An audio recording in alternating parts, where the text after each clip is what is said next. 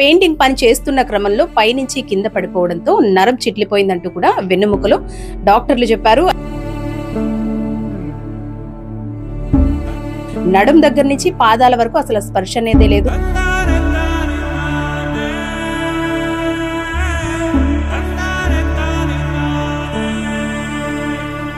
మా ఆయనకి ఇలా జరగడం వల్ల మాకు పోషణ కష్టం అయిపోయిందండి.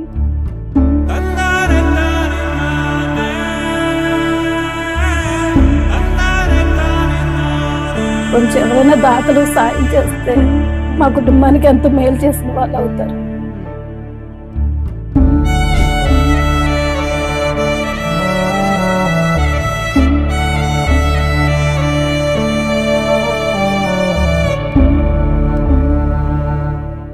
నమస్తే, welcome to Suman TV. Kakinada రాగంపేటకు చెందిన సూర్యనారాయణ దినసరి కూలి పెయింటింగ్ పని చేస్తూ ఉంటాడు. గత నెలలో తునిలో పెయింటింగ్ పని చేసేందుకు అందరితో కలిసి వెళ్లాడు. పెయింటింగ్ పని చేస్తున్న క్రమంలో పైనుంచి కింద పడిపోవడంతో నరం చిట్లిపోయిందంటూ కూడా వెన్నెముకలో డాక్టర్లు చెప్పారు. అయితే ప్రస్తుతం ఆయన పరిస్థితి ఏ విధంగా ఉందంటే పూర్తిగా మంచానికే పరిమితం అయిపోయాడు. నడుం దగ్గర నుంచి పాదాల వరకు అసలు స్పర్శ అనేదే లేదు. అన్ని పనులు కూడా మంచం మీదే. తనకి 2 పిల్లలు ఉన్నారు. తాను సంపాదిస్తేనే వాళ్ళ ఫ్యామిలీ గడిచే పరిస్థితి. ప్రస్తుతం అయితే గనక నిజంగా వాళ్ళ పరిస్థితి దుర్భరంగా ఉందనే చెప్పుకోవాలి. అసలు ఏం జరిగింది ఏంటి తెలుసుకునే ప్రయత్నం చేద్దాం. ఏమైందండి అసలు? నా పేరు సూర్యనారాయణ మేడం. తునికి పనికి వెళ్ళాను మేడం. 5వ తారీఖు 7వ తారీఖు తాడు మూల నుంచి పడిపోయింది మేడం. ఆవిడ ఏమో 3వ కోటింగ్ ఏమంది అని మళ్ళీ ఎక్కాను మేడం తాడు మీద నుంచి. ఆ తాడు మీద నుంచి కింద పడిపోయింది మేడం. ఆ కింద పడిన వల్ల ఆ చెక్కతో పాటు నేల తాకిసి ఎన్నిపూసలు అన్ని కదిలిపోయింది మేడం. అక్కడ నుంచి మొత్తం ఎంత ప్రెస్ లేదు, నరాలు చిట్లిపోయి అంట. ఇంకా అప్పటి నుంచి నాకు మైక్లో ఉన్నాను. తుళ్ళు తీసుకెళ్లారు హాస్పిటల్కి. అక్కడ అవ్వలేదు అన్నారు. కాకినాడకు హాస్పిటల్ తీసుకెళ్ళారు మీరు. అక్కడ కొంచెం అవ్వలేదు, అమౌంట్ వల్ల కొంచెం అవ్వలేదు. తర్వాత గవర్నమెంట్ హాస్పిటల్కి తీసుకెళ్లారు. అక్కడ 10వ తారీఖు ఆపరేషన్ అయింది మేడం. అంటే ఏం చెప్తున్నారు మీరు? మళ్ళీ తిరిగి నడిచే పరిస్థితి ఉందని చెబుతున్నారా?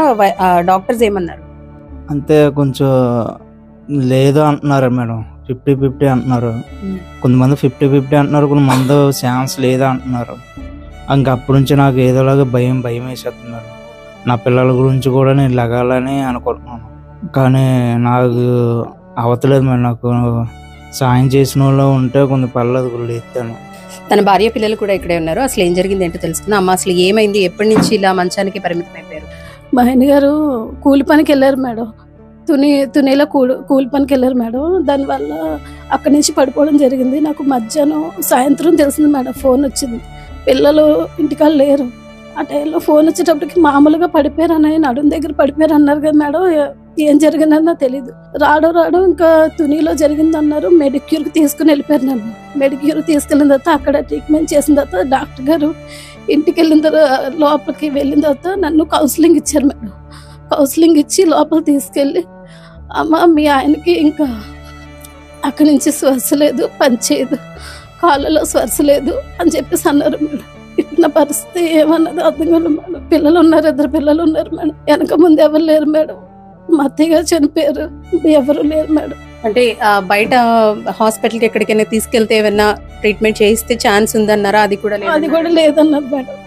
90% మటుకు లేదమ్మా. 1% చేసినా కూడా అది తగ్గదు, మీ ఆయనకి చెప్పలేమని అంటున్నారు మేడం. నెల రోజులు అవుతుంది కదండి దాదాపు ఇన్సిడెంట్ జరిగి. 2 పిల్లలతో ఉన్నారు మీరు. మీ పరిస్థితి చూస్తే కూడా అసలు నిజంగా చాలా బాధాకరంగా ఉంది. అటు ఆయనకి తల్లిదండ్రులు లేరు, ఇటు మీకు తండ్రి లేరు. ఉన్న మీ అమ్మగారిని కూడా మీరే చూసుకుంటున్నారు. మీరందరూ కలిసే ఉంటున్నారు. ఇప్పుడు మీరు బయటకు వెళ్ళాలన్నా ఆయనతో వెళ్ళలేని పరిస్థితి.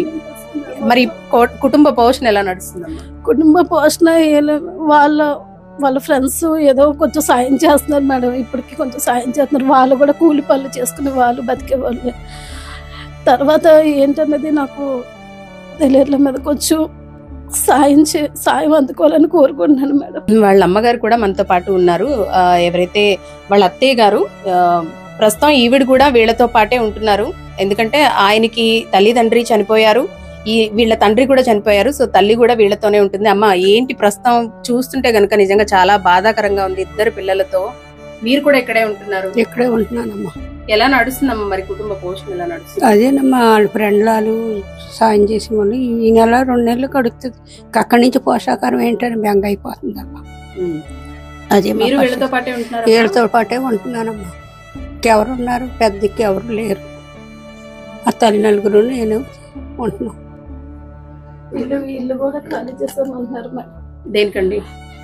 ఇంక ఇలాగా అయింది కదా మేడం, ఇంటి అద్దె అది కట్టుకోలేదు మేడం. ఇల్లు కూడా ఖాళీ చేస్తామని చెప్తున్నారు. ఓనర్స్ ఖాళీ చేసేమని చెప్తున్నారు. ఖాళీ చేస్తామని చెప్తున్నారు. నువ్వు స్కూల్కి వెళ్ళలేదా? వెళ్ళలేదు నేను. ఎందుకు వెళ్ళలేదు? మా మమ్మీ వెళ్ళొద్దు అన్నారు. మీ నాన్నని చూసుకుంటున్నావు నువ్వు? ఏం చదువుతున్నావు? ఏ క్లాస్? 6th. ఏ school? Salpeta girls high school. నువ్వే క్లాస్? యూకేజీ. నువ్వు కూడా వెళ్ళలేదా స్కూల్ కి? నాన్నకి మరి ఏమైనా హెల్ప్ చేస్తున్నావు? నువ్వు ఏం చేస్తున్నావు? నాన్నకి హెల్ప్ చేస్తున్నావు? కాళ్ళకి నూనె రాస్తావు కదా డాడీకి. ఏం చేస్తున్నావు నాన్నకి? కాళ్ళకి నూనె రాస్తాను. కాళ్ళకి నూనె అది రాస్తారు మేడం. టాబ్లెట్స్ వేస్తున్నావా? రోజు చేస్తున్నావా మరి? నేను 6th క్లాస్ చదువుతున్నాను.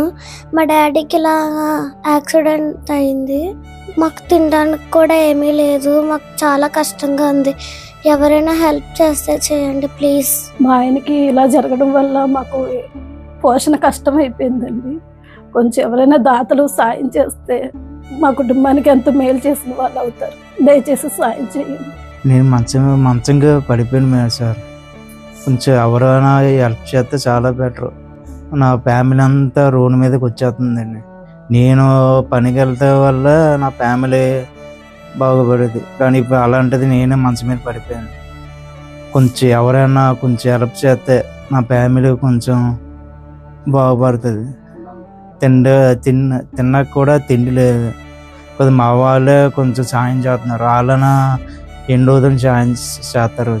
కొంచెం ఎవరైనా హెల్ప్ చేయండి. సూర్యబాబు అనే వ్యక్తి మా తోటి స్నేహితుడు.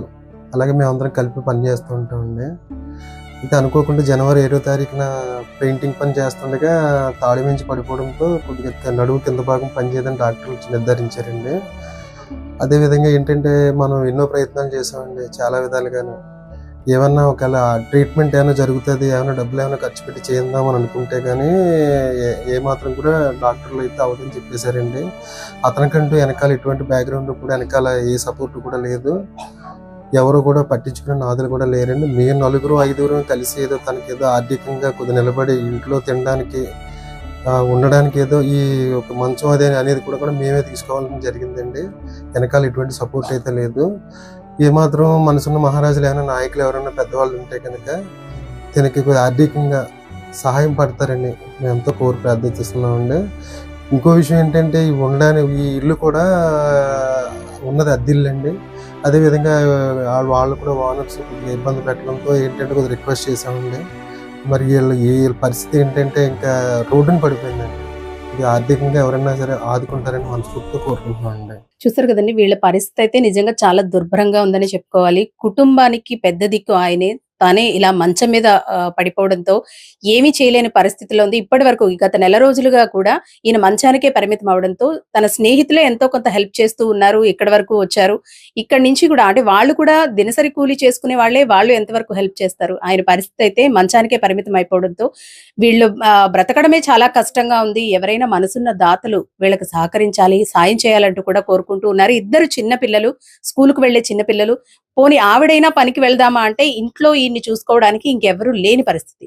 సో ప్రభుత్వం కూడా ఏమన్నా అధికారులు స్పందించి ఏమైనా సాయం చేయాలంటూ కూడా వీళ్ళు కోరుతున్నారు. అలాగే ఎవరైనా మనసున్న దాతలు ఉంటే గనుక వీళ్ళ అకౌంట్ డీటెయిల్స్ అయితే గనుక నేను స్క్రీన్ మీద ప్రొవైడ్ చేస్తాను. ఎవరైనా హెల్ప్ చేయాలనుకుంటే గనుక నేరుగా వాళ్ళకి కాంటాక్ట్ చేసి హెల్ప్ చేయొచ్చు. ఎందుకంటే మనం ఒక చిన్న వీడియో చూడగానే చలించిపోతాము. కానీ దానికన్నా ఒక 10 రూపాయలు 100 రూపాయలు సాయం చేస్తే ఒక కుటుంబాన్ని నిలబెట్టిన వాళ్ళం అవుతాము. 2 చిన్న పిల్లలు చదువుకు కూడా ఎంతో హెల్ప్ అవుతుంది. వాళ్ళ కుటుంబ పోషణకు కూడా ఎంతో హెల్ప్ అవుతుంది.